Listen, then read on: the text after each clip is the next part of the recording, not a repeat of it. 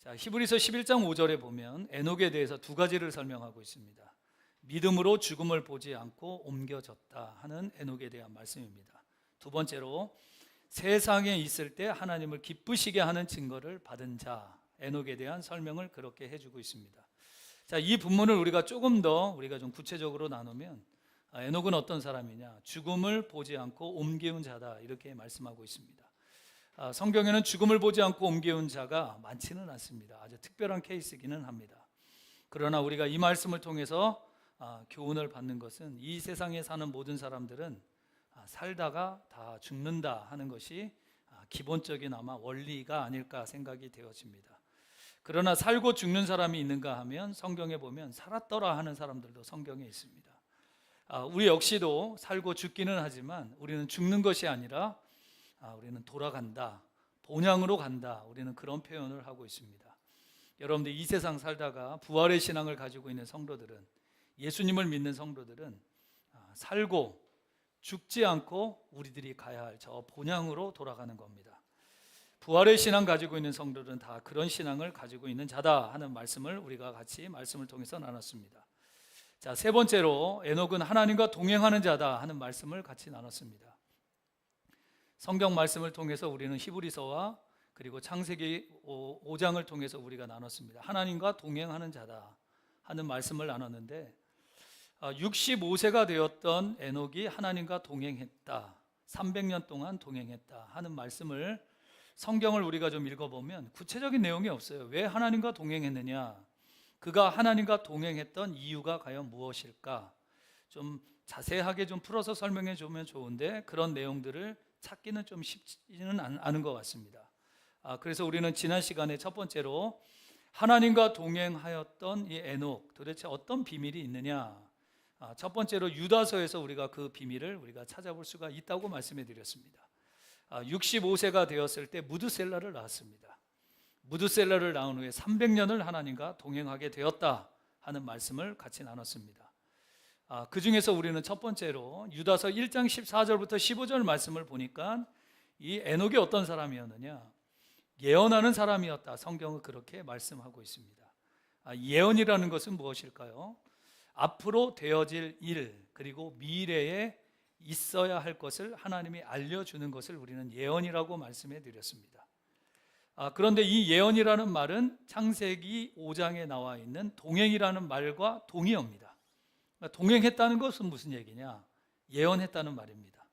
예언했다는 것은 동행했다라고 하는 것입니다. 우리가 동행의 개념을 생각해 보면 예언의 개념이 전혀 들어가 있지는 않지만, 그러나 이 유다서 1장에 보니까 이 말씀과 동의어를 보면 그가 동행하며 예언하는 사명을 감당했다. 앞으로 되어질 일이 이렇습니다. 미래에 이런 일이 펼쳐질 겁니다. 이런 일을 하나님이 알려주셨다라고 하는 것입니다. 14절 말씀 속에서 우리들 주목해 보는 것은 보라 하는 말씀이었습니다. 하나님이 하시는 일들이 어떤 것인가, 하나님이 에녹에게 다 알려주신 것을 너희들은 보라 하는 말씀을 같이 나눴습니다. 보라라고 하는 이 말씀을 통해서 하나님께서 영안을 열어주시는 장면인데, 가장 성경에 근접한 보라 하는 말씀 중에 역대하 18장 18절부터 22절에 나오는 미가야 선지자가 해주는 아주 귀한 말씀을 우리가 지난 시간에 말씀을 통해서 자세하게 살펴보았습니다. 미가야 선지자에게 하나님께서 보여주신 겁니다. 어떤 것을 보여주셨느냐? 천상회의를 보여주셨어요. 하나님의 나라에서 천상회의가 열렸는데 이 회의를 통해서 하나님이 어떻게 하시는지를 미가야 선지자에게 자세하게 보여줬습니다. 이 말씀을 통해서 우리가 좀 깨달아 볼 수 있는 것은, 전쟁을 해야 되느냐 말아야 되느냐라고 하는 중요한 여호사밧의 이 말씀 속에서 하나님이 어떤 것을 보여줬느냐, 천상회의가 열렸는데 이때 이 천상회에서 열리는 사람들 중에서 의견을 내놓게 되었습니다. 내가 저 사람들에게 가서 꾀하면 되겠습니다, 이렇게 얘기를 했습니다. 어떻게 꾀면 되겠느냐 하나님 물었더니, 그들의 입속에 거짓말하는 영을 내가 집어넣겠습니다. 그러면 그들이 올바른 말을 하지 않을 겁니다. 하나님이 허락해 주었습니다. 그래서 우리가 이걸 교훈으로 좀 살펴보았습니다. 신앙생활을 하면서 두 가지의 단어, 꾀는 것 그리고 거짓말하는 것, 이건 다 마귀의 역사입니다. 우리가 신앙생활을 하다 보면 어떤 사람들에게 꾀임을 당할 때가 있습니다. 사람에게 속은 것이 아니라 마귀가 하는 일이었습니다. 또 거짓말하는 경우가 있는데 사람이 하기는 하지만 그 입술 속에 하나님께서 바로 이 마귀를 통해서 거짓말하는 영을 불어넣어 주셔서 그 입술 속에 거짓말을 하도록 만들어 놓은 것이다 하는 것입니다. 400명의 선지자가 하나님의 응답을 받았다고 말하지만 실상 그들의 입술 속에 거짓말하는 영이 들어가서 말 속에 거짓말하는 것이 되었다 하는 것입니다. 미가야 선지자는 이걸 다 봤어요. 하나님이 이렇게 하신 것을 보게 되었습니다. 그리고 이 사실을 얘기해 줬습니다. 전쟁하면 안 됩니다. 전쟁하면 나라가 망합니다. 큰일 납니다. 하는 이야기를 해 주었다 하는 것을 말씀해 드렸습니다. 우리가 지난 시간에 여기까지 우리가 말씀을 같이 나눴습니다. 하나님이 바로 이 에녹에게 보여주신 거예요. 하나님의 신령한 일들을, 영적인 일들을 하나님이 보여주신 겁니다. 오늘 우리가 예배드리는 이 공간 안에서도 하나님의 영이 함께 하시고 또 주의 영이 함께 하시는 이곳에 하나님의 응답과 축복이 떨어지는 시간입니다. 우리는 사실은 볼 수는 없어요. 하나님이 열어주셔야만 볼 수 있는 겁니다. 그러나 분명한 건 하나님께서는 이 자리에 함께 하시고 예배하는 여러분들 각자에게 하나님의 베풀어 주실 은혜와 축복이 분명히 있다는 것입니다. 에녹이 주목하여 집중해 봤는데 무엇을 보게 되었느냐 하는 것이 오늘 본문의 시작입니다. 에녹이 본 것이 있습니다. 14절 하반절에 보니까 이런 말씀이 있습니다. 보라, 주께서 그 수만의 거룩한 자와 함께 임하셨나니. 에녹이 지금 이 사실을 보게 된 겁니다. 물론 이 보게 된 것도 하나님이 열어주셔야만 볼 수 있지만 지금 이 에녹은 보게 된 것이라고 말씀하고 있습니다. 주께서라고 했는데 이 주께서라는 말은 하나님이십니다. 또 여기에 보면 수많은 거룩한 자라고 얘기했는데 이건 천사를 여기서 얘기합니다. 이 광경을 지금 보게 된 거예요. 하나님이 계시고 좌우편에 수많은 거룩한 자, 천사가 지금 좌우편에 서서 누구를 향해서 오느냐? 에녹을 향해서 오고 있는 겁니다. 이걸 지금 에녹은 스스로 보고 있는데 얼마나 감격스러운 장면입니까? 이것을 보았던 나이가 몇 살이었느냐? 65세였습니다. 하나님이 열어주신 장면입니다. 그러면 65세가 되어 에녹에게 하나님께서 이 장면을 보여주시면서 하나님이 말씀하신 게 있어요. 에녹에게 너 세상에 나아가서 이 말을 하라. 하나님이 예언하신 장면 15절입니다. 한번 다 같이 읽어보겠습니다. 시작. 이는 무사람을 심판하사 모든 경건하지 않는 자가 경건하지 않게 행한 모든 경건하지 않는 일과 또 경건하지 않은 죄인들이 주를 거슬러 한 모든 완악한 말로 말미암아 그들을 정죄하려 하심이라 하였느니라. 아멘. 성경 번역 중에서 가장 이상하게 번역한 말입니다. 별거 아닌데 이상하게 말을 집어넣어가지고 읽으면 무슨 말인지 모르겠어요. 계속 읽어봐도 이게 헷갈리는 말입니다. 번역을 너무 잘못해놨어요, 이걸요. 그래서 이 번역을 현대인 성경에서 가장 좀 쉽게 좀 번역한 것 같아서 현대인 성경은 뭐라고 얘기했느냐? 지금 읽었던 말씀을 가장 쉽게 좀 번역해놨습니다. 14절 읽어보겠습니다. 시작.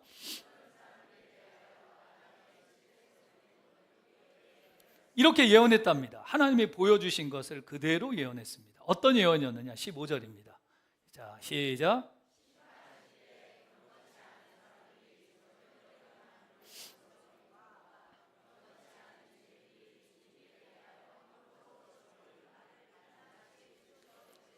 자, 이 말이 조금 복잡한 말 같지만 가장 쉽게 여러분들에게 설명해 드리면 첫 번째는 이런 겁니다. 경건치 않은 자가 경건치 않은 행동을 했다는 것입니다.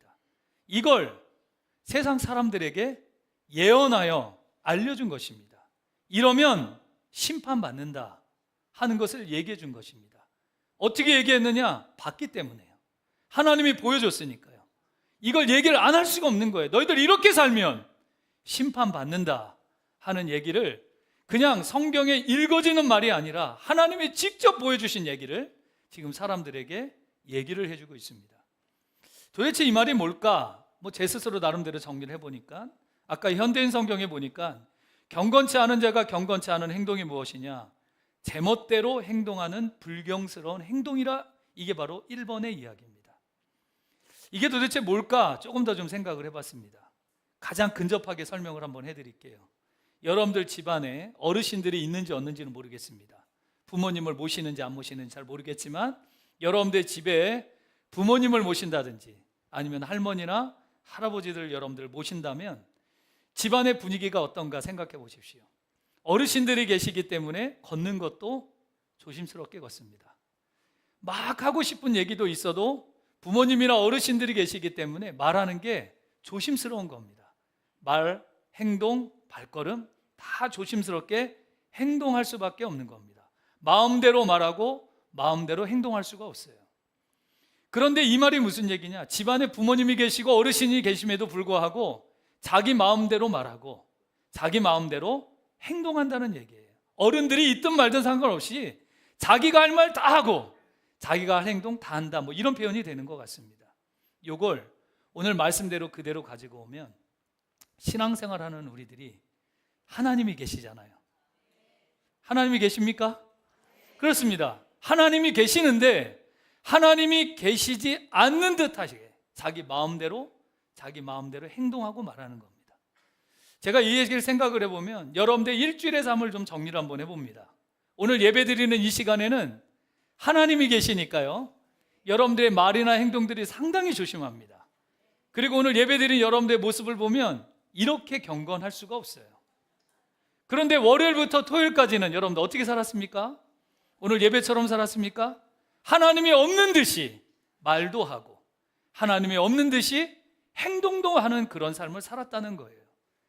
에녹에게 하나님이 이걸 보여주신 거예요. 그러면 안 된다는 겁니다. 그러면 심판받는다고 사람들에게 피를 토하는 심정을 가지고 사람들에게 알려준 겁니다. 왜 알려줬느냐? 하나님이 보여줬으니까요. 또렷하고 분명하게 하나님이 보여주시니까 이걸 안전할 수가 없는 겁니다. 그래서 사람들에게 이 복음을 전한 것이에요. 두 번째, 경건하지 않은 자가 경건치 않는 말을 했다. 현대인 성경에 아까 이 말을 뭐라 그랬느냐? 주님에 대해서 함부로 뭐 했다고요? 짓거렸다, 이렇게 얘기를 하고 있습니다. 이 말을 좀 쉽게 좀 설명해 보겠습니다. 신앙생활을 하시는 분들이나 아니면 신앙생활을 하나 좀 시험 드신 분들이나 아니면 신앙에서 좀 멀어지신 분들이 보통 이런 말 굉장히 많이 하는데, 하나님을 믿으려거든 무엇을 믿으라고요? 많이 해보신 분들이네. 내 주먹을 믿으라, 이런 얘기 굉장히 많이 하죠. 또 하나님이 없고요, 자기 자신만 믿는 겁니다. 내가 열심히 돈 벌으면 되는 거야. 나는 열심히 일하면 되는 거야. 하나님이 없습니다. 내가 열심히 준비하고 내가 열심히 살고 내가 열심히 일을 하면 하나님이 내 가정도 지켜주고 하나님이 나도 지켜주고 내 가정이 하는 일마다 잘 될 거야. 빠진 게 있습니다. 하나님이 없어요. 이 얘기가 무슨 얘기입니까? 경건치 않은 자가 경건치 않은 말을 하는 것, 자기 자신이 하나님이 되는 것을 말을 하고 있는 겁니다. 그래서 여러분들한테 이 말씀을 보면서 제가 교훈을 하나 한번 말씀해 드리겠습니다. 띄워주세요. 읽어보십시오. 자, 넘겨주세요. 다음. 자, 읽어보겠습니다. 시작.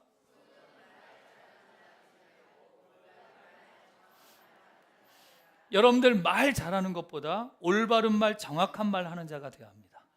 그 올바른 말과 정확한 말은 뭘까요? 그것은 바로 말씀입니다. 우리들에게 올바른 말은 하나님의 말씀이에요. 사람의 말은 불완전해도 하나님의 말씀은 완전합니다. 그리고 그 말은 정확한 말이 되는 것입니다. 1.1획도 변화가 없는 확실한 하나님의 말씀인 것입니다. 여러분들, 하나님께서 에녹에게 이런 엄청난 비밀을 영안을 통해서 열어주셨습니다. 그런데 문제는 뭐냐?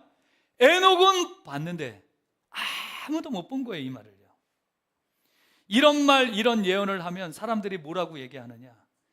여러분들 이렇게 행동하면 안 됩니다. 이렇게 말하면 안 됩니다. 심판받아요. 지옥 갑니다. 하나님이 나에게 다 알려주셨어요. 마치 무엇과 같으냐? 여러분들이 교회를 안 다니는 사람에게 찾아가서 얘기합니다. 우리 다음 주일 날 잃은 양 찾게 하는데 잃어버린 양들이나 아니면 전도할 분들에게 여러분들 얘기할 거예요. 예수님 믿어야 합니다. 그래야 천국 갑니다. 여러분들 이 얘기를 왜 합니까? 여러분들 그 얘기를 왜 해요? 나는 확실하니까요. 예수 믿으면 천국 간다는 걸 내가 경험해봤고 내가 예수님을 믿어보니 이게 확실하다는 얘기예요. 그러니 내 입에서 그런 사람들에게 복음이 전해지는 거예요. 내가 확실하지 않으면 사람들에게 얘기해 줄 수 없는 말입니다. 그래서 여러분들이 얘기하는 거예요. 예수 믿고 천국 갑시다. 예수 안 믿으면 지옥 가요. 여러분들은 그렇게 얘기하죠. 그런데 이 말을 들은 이른 양들이나 교회를 안 다니는 사람들, 여러분들 보고 뭐라고 얘기합니까? 미쳤다고 얘기합니다. 요즘 세상에 지옥 간다, 천국 간다고 얘기하고 도저히 이 말을 받아들일 수 없는 거예요. 그런데 여러분들은 참을 수가 없는 겁니다. 아니야, 예수 믿고 천국 가야 돼. 교회에 나와야 예수 믿고 구원받을 수 있어. 왜 그렇게 얘기할까요? 나는 보이니까. 나는 예수님을 믿어야 천국 간다는 게 하나님이 나에게 보여주셨으니까요. 여러분들, 에녹이 사람들에게 얘기해 주는 겁니다. 행동 똑바로 하라고, 말 똑바로 하라고, 경건하게 살라고, 그래야 우리 하나님 나라에 갈 수가 있다고. 왜 그렇게 얘기했을까요? 하나님이 보여주셨으니까요. 너무 확실하게 보여주시니까 이걸 참지를 못하는 거예요. 65세가 되어 하나님이 영안을 열어주시고, 그 전에 하나님을 몰랐을까요? 그렇지 않았을 겁니다. 아담 때부터 7대 손인이 그 위부터 수없는 얘기를 들었을 겁니다. 하나님이 이렇게 창조해 주셨다고, 하나님이 나를 이렇게 축복해 줬다고, 우리의 가장 큰 조상이었던 아담, 하나님께서 가죽옷을 입혀주시고 그런 은혜를 베풀어 주셨고 지금도 나를 그렇게 사랑하고 계시다고 수없는 얘기를 들었지만 65세까지는 들은 거예요, 그냥. 그런데 65세가 되어 하나님께서 그를 열어주신 겁니다. 영안이 열려 하나님이 확실하게 보여주시니 그 전에 들었던 얘기가 지금은 체험이 된 거예요.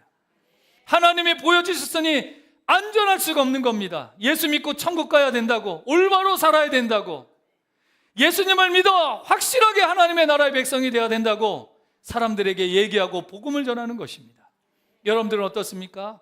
여러분들은 천국이 있다는 사실을 들은 거 말고요, 인격적으로 확실하게 여러분들 믿으십니까?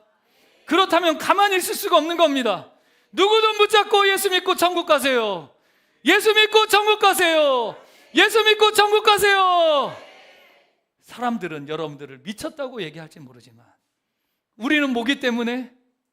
확실하기 때문에, 보이기 때문에 우리는 복음을 안전할 수가 없는 것입니다. 에녹 눈에는 또렷하게 보입니다. 에녹은 분명히 생각이 나는 거예요. 하나님이 보여주신 것이, 하나님의 음성이 천상에서부터 내게 들렸던 소리가 정확하고 확실하기 때문에 이 소리를 안전할 수가 없는 것입니다. 그러니 65세가 되는 그때부터 300년, 365세가 되는 그때까지 그는 가만히 있을 수가 없는 겁니다. 여러분들도 예수님을 만날 때 그러지 않았습니까? 여러분들 예수님을 사랑하기 때문에 그러지 않습니까? 가만히 있을 수가 없는 거예요. 지옥에 가고 있는 영혼들을 보면 견딜 수가 없는 겁니다. 그들은 나를 미쳤다고 하지만 우리는 확실하고 하나님이 보여주셨기 때문에 복음을 전할 수밖에 없는 것입니다. 우리는 그런 예수님을 전하고 있는 겁니다. 왜 그럴까요? 보여주셨기 때문에. 이 자리에 계신 여러분들, 에녹이 지금 그 사실을 알았기 때문에 가만히 있을 수가 없었어요. 300년 동안 그는 단 하루도 쉬지 않고 늘 하나님과 동행했다는 건 하나님이 나에게 알려주신 이 예언의 말씀, 나에게 전해줬던 이 말씀을 전하지 않을 수가 없는 겁니다.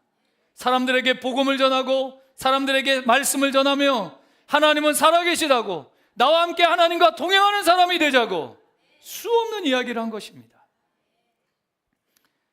이번 한 주간 동안 어느 성도하고 저런 얘기를 해봤습니다. 그런데 하나님의 말씀을 들으면서 큰 은혜를 받았던 것 같습니다. 그랬더니 하나님께서 지난 날부터 지금까지 나를 인도하신 일이 왜 그렇게 되었는가, 하나님께서 필름처럼 보여주신다고 얘기를 해요. 여러분들도 마찬가지일걸요? 하나님께서 여러분들에게 이 시간, 그게 왜 그랬을까요? 영안을 열어주셔서 그래요. 그전에는 알고 있었는데 하나님이 영안을 열어주시니까 지난날 나를 왜 예수 믿게 하셨고, 내가 왜 신앙생활을 지금까지 하고 있고, 수없는 많은 시간 동안 좌절과 고통과 시험과 염려와 걱정 속에서도 하나님이 그것에서 나를 건져주시고 사명을 주셔서 사명을 감당하신 이유가 무엇일까요? 하나님이 보여주시니까요. 이렇게 하시려고 하나님이 하신 거구나. 보여주시면 확신을 갖는 겁니다. 흔들리지 않는 것이. 우리가 옛날에 많이 부른 찬송이 있습니다. 내가 주를 처음 만났을 때. 여러분도 아시죠? 오늘 말씀 생각하시면서 다 같이 한번 불러보겠습니다.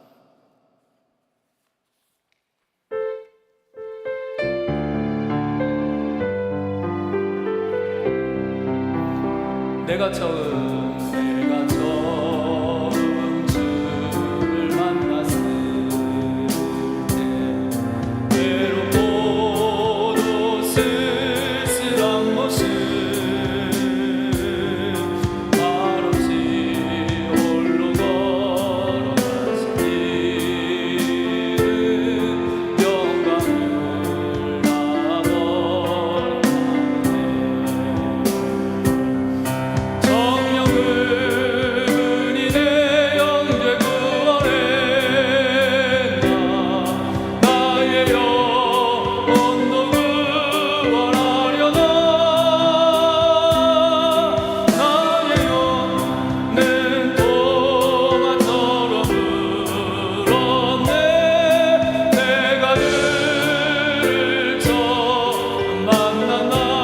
다시 주를 만났을 때 다시 주를 만났을 때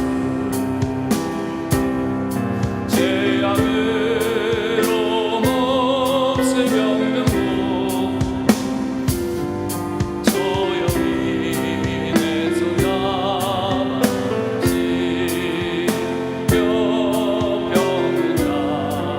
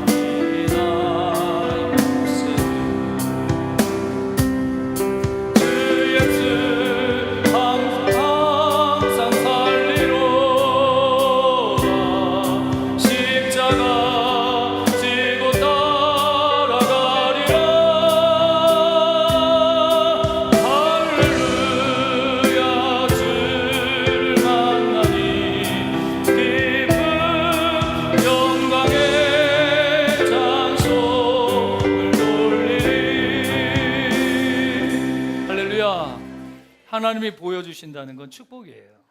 이걸 볼 수 있다는 게 엄청난 은혜입니다. 저도 목회를 하면서 힘든 시간들이 많이 있었습니다. 저희 개인적인 일 가운데서도 하나님께서 저에게 많은 연단과 훈련을 시킨 일들이 굉장히 많이 있어요. 목회를 하면서 교통사고를 한번 크게 난 적이 있습니다.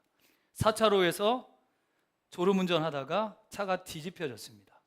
1차로 옆에 있는 갓길까지 차가 뒹굴면서 거기에 딱 섰어요. 오른쪽으로 살짝만 넘어가면 낭떠러집니다. 그냥 죽게 되는 상황이었어요. 그런데 하나님이 딱 갓길에 딱 세워주게 하셨습니다. 빙글빙글 돌면서 죽는 줄 알았어요. 그리고 잠깐 생각나는 게 하나 있습니다. 다 잊어버렸어요.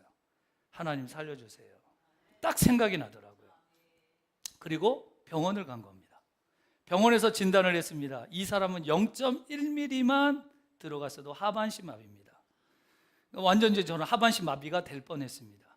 어렵게 이제 어쨌든 다 수술을 마쳤어요. 수술을 마치는 건 하나님이 살려주신 건 감사한데 몸이 아주 엉망진창이 됐어요. 몸이 돌아오질 않는 거예요. 그래서 이제 교회에다 얘기했습니다. 도저히 목회를 못하겠다.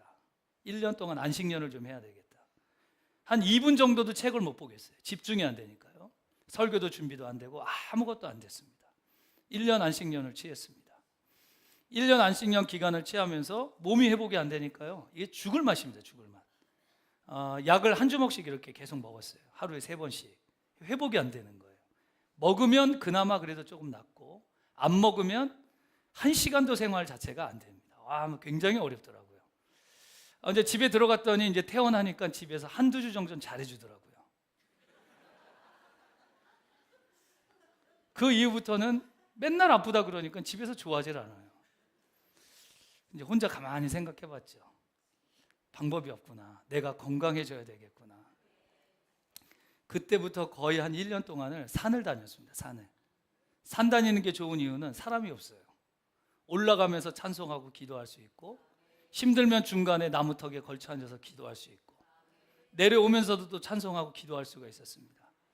1년을 이제 마치려고 그러는데 이제 교회에서 목사님 빨리 들어오셔야 되겠습니다. 들어와서 복귀를 하는데 몸 상태는 여전히 안 좋은 거예요.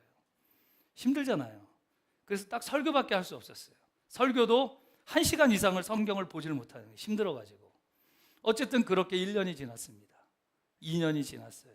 3년이 지났어요. 해결이 안 돼요. 약을 먹지 않으면 움직일 수가 없는 거예요. 4년째가 됐습니다. 이 상태로 내가 목회를 할 수 있을까 생각이 들더라고요. 하나님 앞에 기도했습니다. 목회를 하든지 아니면 이제 그만두든지 둘 중에 하나를 좀 선택해야 되겠습니다. 이래서 뭐 교회도 엉망이고 나도 엉망이고 도저히 안 되니 하나님 좀 해결 좀 해주세요. 기도를 많이 했어요. 그래도 여전히 몸 상태는 별로 좋지 않아요. 약을 먹어야만 생활이 됩니다. 그런데 어느 날 새벽에 하나님 앞에 기도하는데 하나님 뭐라 그러시느냐, 제 마음속에 약을 안 먹어도 되겠다 하는 마음이 제 마음속에 들어오는 거예요. 근데 약을 안 먹으면 아파 보신 분들은 알지만 생활 자체가 안 됩니다. 하루에 움직일 수가 없어요. 약을 먹어야 생활이 되는 거예요. 그렇게 기도 응답은 받아도 역시 약은 또 손에 쥐어지고 돼 있어요. 약을 먹습니다. 그 다음날 또 새벽 예배 나가는데 하나님이 약을 안 먹어도 되겠다 하는 마음이 제 마음속에 들어오는 겁니다.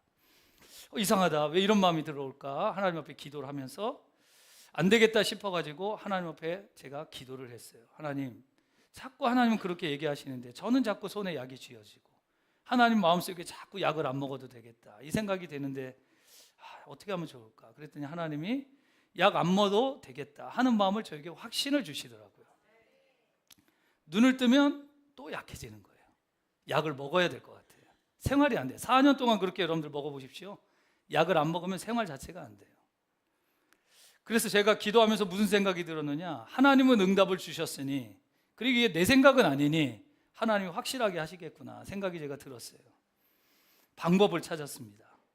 차라리 잘 됐다, 이런 기회에 어떻게 하면 좋을까 생각을 하다가 설교하는 이 강단에서 성도들 앞에서 선포를 해버리죠. 차라리. 예? 그러면 이건 하나님이 책임져 줄 거 아니냐 생각이 들어서 강단에서 선포를 해버렸어요. 그냥 하나님이 약을 끊게 하셨습니다. 그 아침까지 약을 먹고 왔는데 그냥 강단에서 그렇게 선포를 해버린 거예요. 하나님이 약을 안 먹어도 낫게 하십니다. 성도들은 뭐 아멘 이러죠, 여러분들처럼. 그리고 그날 주일날 예배를 마치고 월요일날 생활을 했어요. 첫날 약을 안 먹고 생활했습니다. 신기한 게 하나 있어요. 생각이 나질 않아요. 약을 먹어야 되겠다는 생각도 들지 않고 아프다는 생각조차도 생각이 나질 않는 거예요.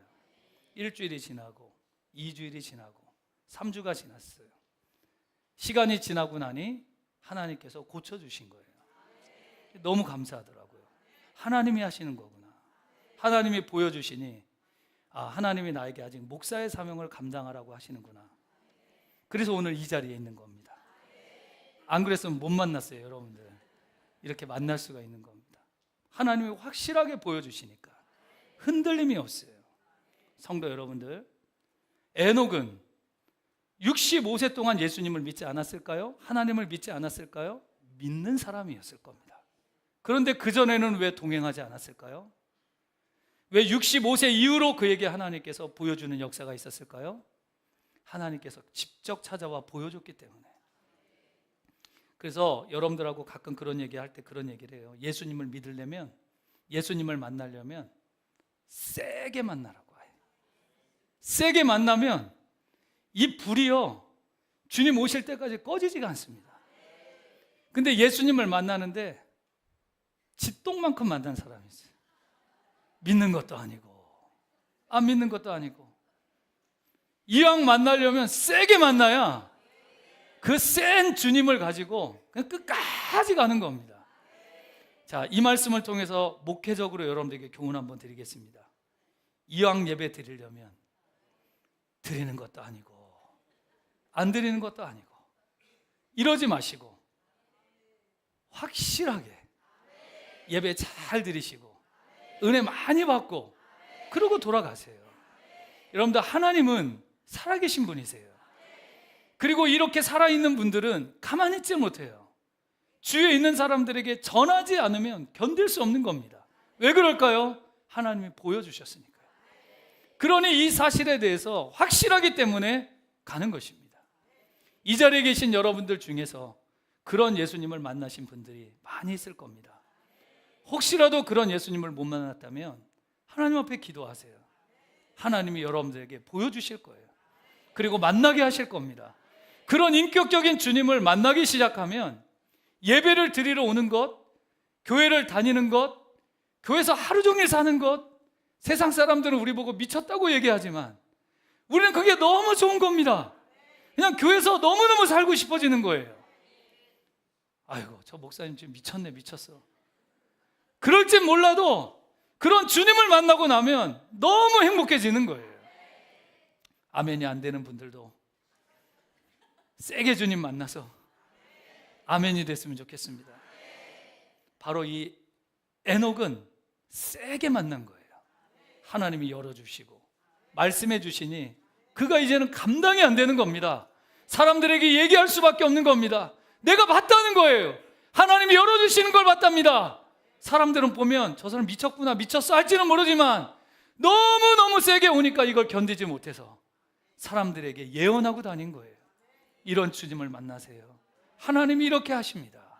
사랑하는 여러분들, 우리 모두 다 그런 증거가 있길 바라고 우리 다음 주일날 이른 양 찾기를 합니다. 우리 순장님들은 애 같아서 열심히 전하실 거예요. 다른 성도들은 어떻습니까? 애가 탑니까? 놀렐루야입니다. 일주일 남았어요. 일주일. 여러분들 진짜 주님 사랑하고 예수님을 정말 만났다면 우리 모두 다 여러분들이 만난 예수님을 자신 있고 기쁘고 감사하게 그렇게 증거하는 저와 여러분들이 되시기를 주님의 이름으로 축복합니다. 에녹이 왜 300년 동안 동행했느냐? 봤으니까요. 주님을 만났으니까요. 그러니 그가 동행하지 않을 수가 없는 것입니다. 눈 떠도 주님 생각, 눈 감아도 주님 생각, 앉으나 서나 당신 생각이 아니라 주님밖에 생각이 나지 않는 것이죠. 에녹이 65세가 되어 하나님과 동행했다고 말씀했습니다. 왜 65세가 되어서 동행했느냐? 그 의미가 무엇일까? 두 번째입니다. 그 비밀은 에녹의 아들 무드셀라에게 그 비밀이 있습니다. 21절, 22절 상반절 말씀해 보면 에녹이 65세가 되어서 누구를 낳았습니까? 여러분들 잘 아시죠? 무드셀라는 현존 그리고 이전 앞으로 가장 오래 산 사람입니다. 그런데 여러분들 22절을 보세요. 무드셀라를 낳은 후부터입니다. 그때부터 하나님과 동행하는 자가 되었다고 말씀하고 있어요. 그러면 에녹이 하나님과 동행했다고 하는 이 비밀은 무드셀라가 낳았을 때 뭔가 있었다는 겁니다.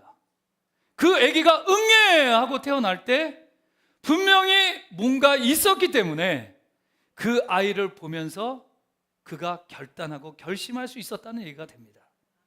그러면 무드셀라를 낳은 후 뭔가 특별한 일이 생겼는데 하나님이 무드셀라를 낳았을 때 에녹에게 뭔가를 사인을 준 겁니다. 알려준 거예요. 무슨 얘기일까요? 무드셀라가 나왔을 때 이 아이가 앞으로 이 세상 살다가 죽으면, 언제까지 살지는 몰라도 이 아이가 죽으면 심판이 올 것이다. 하나님이 사인으로 알려준 겁니다. 에녹의 그때 나이가 몇 살이었을까요? 60? 그때 하나님이 알려준 거예요. 이 아이가 나오면 세상이 심판이 이 아이가 죽을 때 있을 것이다. 아버지가 자식이 낳았는데 이 아이가 곧 심판이 된다는 생각을 해보니 아이를 볼 때마다 무슨 생각을 하겠어요? 심판만 생각이 나는 거예요. 이 아이가 언제 죽을지 몰라도 이 아이가 죽게 되면 이 세상에는 심판이 올 것이다. 그 생각을 할 수밖에 없었던 겁니다. 그러니 그의 마음속에는 예수님을 똑바로 믿어야 되겠다, 하나님을 잘 섬겨야 되겠다, 그 아이의 얼굴을 볼 때마다 그런 생각을 할 수밖에 없었던 것입니다. 또 하나의 비밀이 있습니다. 무드셀라의 이름의 뜻의 비밀입니다. 무드셀라의 이름의 뜻은 무엇이냐면 창을 던지는 자입니다. 그러면 이 말은 무슨 얘기일까? 이건 당시의 배경을 알지 못하면 이 말의 의미를 전혀 이해할 수가 없는 겁니다. 당시의 배경이 무엇이냐 하면 당시에 성 안에 사는 사람들이 있었습니다. 이 사람들이 일을 하려면 그 성의 문이 활짝 열려요. 그러면 성에 있던 사람들이 성 바깥으로 아침에 나갑니다. 왜 나갈까요? 일하려고 나가는 거예요. 밭에, 그리고 짐승들, 논, 여러 가지 일들을 하려고 성 바깥으로 나가는데 이때 성의 큰 문이 열립니다. 그리고 해가 뉘어지게 되면 사람들이 일을 끝내고 어디로 들어올까요? 성 안으로 들어옵니다. 자, 일이 끝났습니다. 성 안으로 사람들이 들어와요. 시간이 정해졌습니다. 어떻게 될까요? 문이 닫히게 됩니다. 그런데 밖에서 아직 일이 끝나지 않은 사람이 있어요. 이 사람은 아직 일이 더디어 늦게 돌아왔는데 성의 문이 닫혔습니다. 이런 사람들을 위해서 성에는 조그만 문을 하나 준비해놨어요. 그래서 조금 늦게 끝난 사람들은 대문, 큰 문으로 들어오지 못하고 조그만 문으로 한 사람 겨우 들어갈 정도의 문으로 들어갑니다. 근데 이때 그 문을 지키는 사람이 있었습니다. 지키는 사람을 뭐라 그러느냐? 무드셀라라고 그럽니다. 이 무드셀라는 문을 지키는 자인데 손에 쥐어진 게 하나 있어요. 창을 쥐고 있습니다. 성 안에 백성이면 들어보내고 성 안에 사람이 아니면 그 창을 집어 던집니다. 그래서 그 사람을 죽이게 되어 있는 겁니다. 이게 바로 창 던지는 자 무드셀라의 총칭인 것이에요. 그러면 문에 대한 이야기를 했으니 한 가지 여러분들한테 상식적인 얘기를 한번 해드리도록 하겠습니다. 마가복음 10장 25절 말씀을 한번 다 같이 보시겠습니다. 자, 넘겨주세요. 읽어보겠습니다. 시작.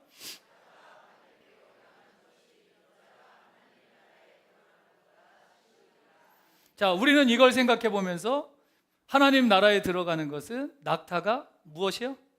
바늘기. 여러분들 알죠? 바늘.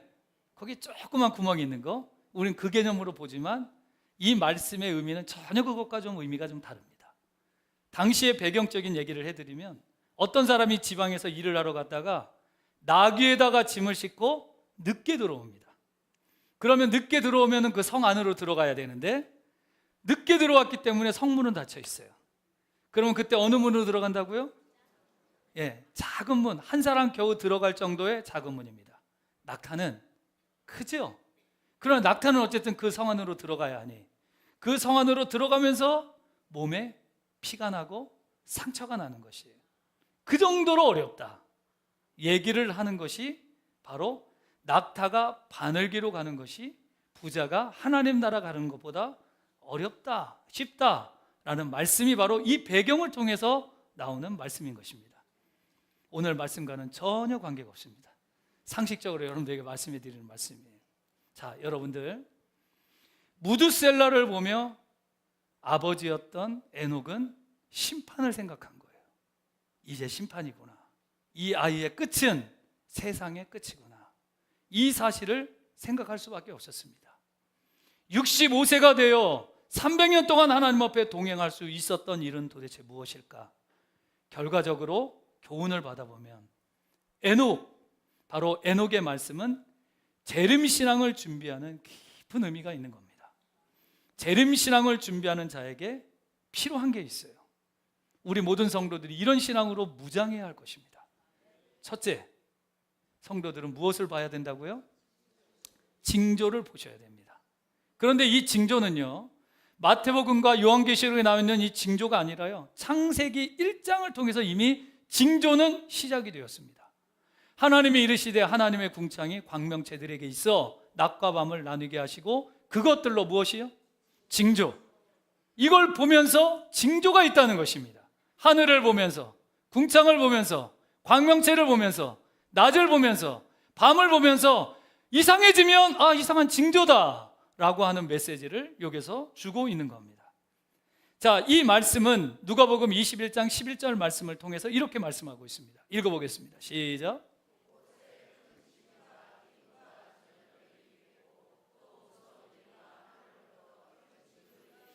재림신앙은 바로 이런 것들입니다. 징조라고 하는 것이에요. 여러분들이 태어날 때보다 지금 여러분들이 살아온 지금까지를 보면 옛날보다 이런 일들이 수없이 일어나고 있습니다. 훨씬 더 심해지고 있습니다. 지진, 기근, 전염병. 여러분들 우리가 사는 세상에서 코로나라고 여러분들 생각해 봤습니까? 전혀 생각하지 못한 일이에요. 우리도, 교회들도, 사회도 코로나라고 하는 이 전염병에 대한 엄청난 바람이 불 거라는 생각을 전혀 하지 못했어요. 알 수도 없는 일들이 벌어지고 있는 것입니다. 앞으로도 우리가 알 수 없는 수없는 전염병들이나 말할 수 없는 지진들이나 기근들이 도처에서 있는 것입니다. 하늘로부터 큰 징조들이 있다라고 성경은 말씀하고 있어요. 우린 이런 걸 보면서 우리들 스스로 주님 오실 때가 가까웠구나. 그러면 여러분들은 무슨 생각을 해야 되느냐? 예수님을 더 잘 믿어야 되겠구나. 지진이 났어. 전염병이 생겼어. 여러분들 그런 신앙생활 하시는 분들은 보이지 않았기 때문에 그런 거예요. 보인다면 그렇게 신앙생활 할 수 없는 겁니다. 더 열심히 기도하고 더 열심히 예수님 믿고 더 열심히 신앙생활해서 내 신앙이 이전보다 더 좋아져야 하고 앞으로 더 좋아져야 되는 것이에요. 목사님, 저는 아파서 안 돼요. 저는 시간 없어서 안 돼요. 보여진 사람은 절대로 그런 말 하지 않습니다. 힘들어도, 시간 없어도, 연약해도, 연약하면 연약한 대로, 시간 없으면 시간 없는 대로 하나님 앞에 투자하고 나와 예배드리고 기도하고 신앙생활하고 전도하고 아멘 안 하는 것도 기적입니다. 그렇게 우리들은 신앙생활 하는 것이에요. 재림 얘기했으니까 재림에 대한 오해 한 가지를 여러분들에게 풀어드리도록 하겠습니다. 질문을 하나 띄워주십시오. 읽어보세요. 시작. 물어보겠습니다. 주님은 도적같이 옵니까? 도적같이 오지 않습니까? 한 번만 더 물어보겠습니다. 주님은 도적같이 옵니까? 도적같이 오지 않습니까? 3세판입니다. 주님은 도적같이 옵니까? 도적같이 오지 않습니까? 꼭 3번만 물어보려고 그러면 이상하게 방언을 하시는 분들이 많이 계시는데, 여러분들이 그동안 설교 시간에 그리고 많은 목사님들을 통해서 여러분들 얘기를 많이 들었을 거예요. 주님은 도적같이 온다. 여러분들 많이 들었을 겁니다. 맞습니까? 그럼 여러분 물어봅시다. 주님은 도적같이 옵니까? 자, 제가 이상하게 질문한다고 확실한 걸 아멘 아니로 대답하시면 안 되고 확실한 그냥 아멘 하시고 하시면 돼요. 주님은 도적같이 옵니까? 도적같이 오지 않으면 어떡할 거예요 이제? 우리가 그동안 오해했던 부분들이 있어요. 주님은 도적같이 온다. 자, 데살로니가전서 5장 1절부터 5절까지 말씀을 보십시오. 이 말씀을 보면 정확하게 풀어질 수가 있습니다. 1절 시작. 자, 이렇게 말하면 다이단입니다.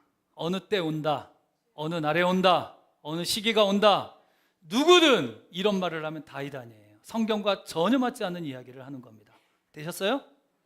날짜 얘기하고 시간 얘기하고 언제 온다 이런 얘기를 오면, 누구든 이런 얘기를 하면 절대 들으시면 안 됩니다. 성경은 이런 얘기를 절대로 하지 않아요. 모른다고 얘기하고 있습니다. 되셨어요? 2절 시작.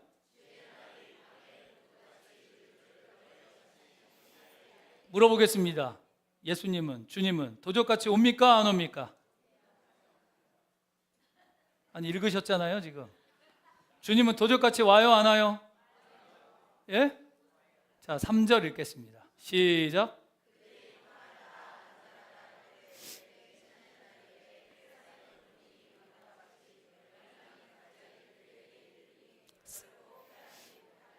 (4절) 시작.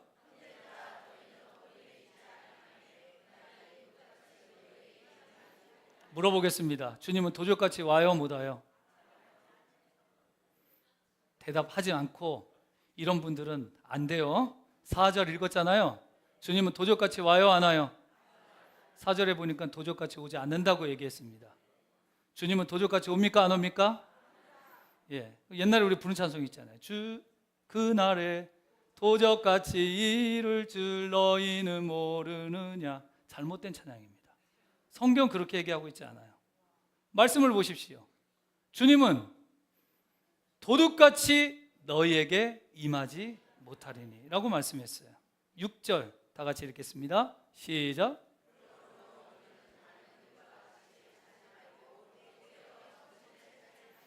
다 같이 한번 보십시오. 너희는 그날에 도둑같이 임하지 못한다. 이게 성경입니다. 자, 아멘을 한 몇 분밖에 안 하는데 성경 보셨잖아요. 그렇죠? 예, 이것 가지고도 의심이 되시면 여러분들이 집에서 뚫어지게 한번 보세요. 그거를. 그럼 그렇게 얘기합니다. 성경은 도둑같이 임하지 않는다고 얘기하셨어요. 자, 따라옵시다. 따라하세요. 다 같이. 성경이 그렇다면 그런 것이다. 해보세요. 시작. 도둑같이 오는 대상이 있습니다. 그들입니다. 재림신앙을 소유하지 않고 늘 졸고 자고 있는 자들. 그들에게는 깨어있는 신앙이 아니기 때문에 그들에게는 도둑같이 오는 거예요. 그러나 우리에게는 재림신앙을 가지고 있고 깨어있는 신앙을 가지고 있고 기도하는 신앙을 가지고 있고 예배하는 신앙을 가지고 있고 열심히 예수님을 믿고 있기 때문에 어둠에 있지 않고 빛에 거하는 우리들에게는 도둑같이 오지가 않아요. 우리들에게는 주님이 오시는 게 보이는 겁니다. 징조를 통해서 알고 있으니 에녹과 같이 하나님과 동행하고 사람들에게 복음을 전하고 사람들이 우리들을 이상하게 쳐다보든지 말든지 우리는 확실하니까요. 우리는 봤기 때문에, 우리는 믿기 때문에, 체험했기 때문에 우린 사람들에게 담대하게 전할 수가 있는 것입니다. 왜 하나님과 동행하는 자가 되었을까? 왜 하나님 앞에 예언하는 자가 되었을까? 보여줬기 때문에, 체험했기 때문에, 알기 때문에, 믿음을 갖고 있기 때문에, 그리고 하나님께서는 그에게 깨어있는 재림의 신앙을 가질 수 있는 믿음을 줬기 때문에 그런 신앙과 믿음을 가질 수가 있는 겁니다. 사랑하는 성도 여러분들, 오늘 여기까지 하고 말씀을 맺고 다음 주에 나누도록 하겠습니다. 여러분들, 동행한다는 건 우리가 하나님께서 우리들에게 보여주는 게 있는 것이에요. 여러분들 그렇지 않습니까? 이 자리에 계신 여러분들 중에서 다라고는 말씀을 못 드리겠어요. 그러나 주님을 만나셨잖아요. 그런 분들은 그 이유를 아는 거예요. 왜 우리가 교회를 나와야 하고, 사람들은 다 일하러 다니고 돈 벌러 다니는데 우리가 그런 시간들을 포기하고 이 자리에 나와 하나님만 바라보며 예배하는 이유가 무엇일까? 주님을 만났기 때문에요. 그리고 하나님께서는 우리들에게 주님이 오신다는 재림의 신앙을 확실하게 말씀하셨기 때문에 잠시도 우리가 좀 더 잘자, 좀 더 잘자 할 수가 없는 겁니다. 우리의 마음과 생각들이 움직여 하나님 앞에 기도하러 나오고 지치고 힘들어도 하나님 앞에, 내가 하나님 앞에 나와 주여 하고 외치며 내 신앙을 깨우고 내 믿음을 깨워서 시험 들만 하면 더 깨워 내가 시험을 이기게 되고 하나님 앞에 믿음으로 승리하는 하나님의 백성이 되는 이유가 바로 여기 있는 것입니다. 에녹은 그래서 하나님과 동행하는 자가 된 것입니다. 우리 모든 성도들에게 그런 은혜와 축복이 있기를 주님의 이름으로 축복합니다. 예수 그리스도의 은혜와 하나님 아버지의 극진하신 사랑과 성령님의 인도와 교통과 내주 역사하심이 하나님 우리 모든 성도들 에녹과 같이 체험적인 신앙 다 갖게 하여 주시고 주님을 만나게 하여 주시고 인격적인 주님 가운데 복음을 증거하는 사랑하는 성도들이 되게 하여 주시고 하나님 우리 모든 성도들 에녹과 같이 재림신앙 소유하게 하여 주셔서 깨어있게 하여 주옵소서. 예배로 깨어있고 기도로 깨어있고 신앙이 깨어있기를 원하는 우리 모든 성도들 머리머리 위에 지금으로부터 영원토록 함께 계실지어다. 아멘.